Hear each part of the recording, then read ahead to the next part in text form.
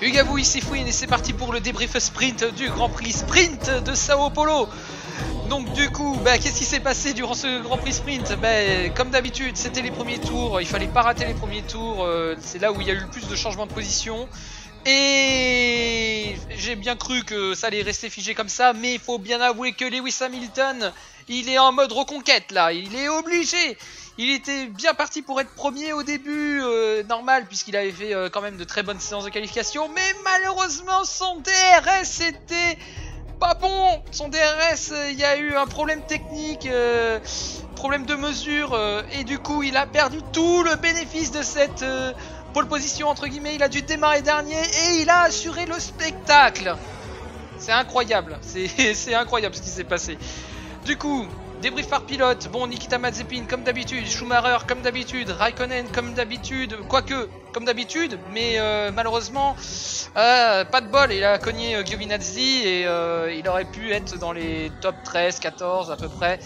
Et voilà, gros manque de bol pour lui. George Russell se fait battre par Nicolas Latifi, c'est suffisamment rare pour être signalé, mais même déjà Russell pour la première fois s'était fait battre lors des séances de qualification entre guillemets habituelles par Nicolas Latifi, c'était la première fois, donc bravo Nicolas Latifi sur ce point, franchement bravo, il faut le dire.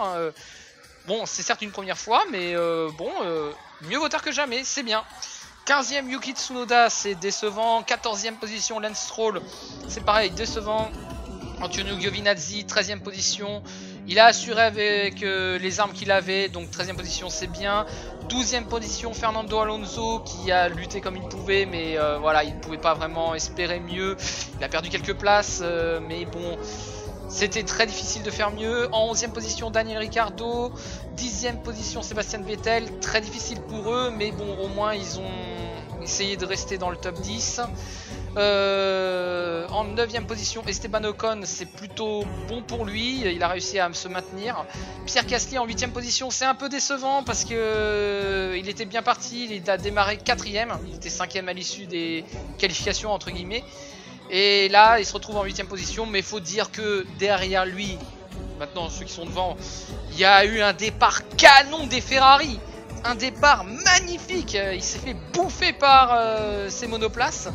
Charles Leclerc qui réussit à atteindre une 7e position, qui pendant un temps était même 5e, mais malheureusement la puissance et les prises de risque aussi de Norris et de Leclerc ont payé.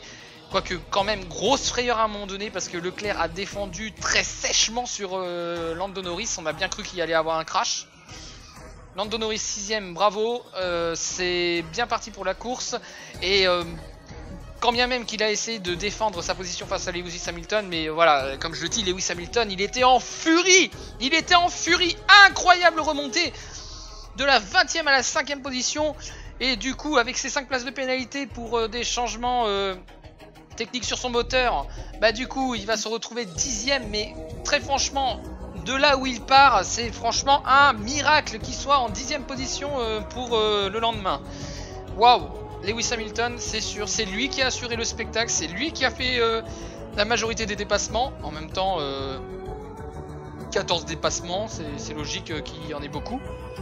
Mais waouh, impressionnant Lewis Hamilton, il faut qu'il soit en mode reconquête, c'est important. C'est très important parce que sinon, il y en a un qui s'échappe et c'est Max Verstappen. 4e position Sergio Perez qui a essayé de lutter contre Carlos Sainz, mais il faut bien avouer que Carlos Sainz avec des meilleurs pneus a pris un meilleur départ et du coup a pu profiter de ça pour rester devant.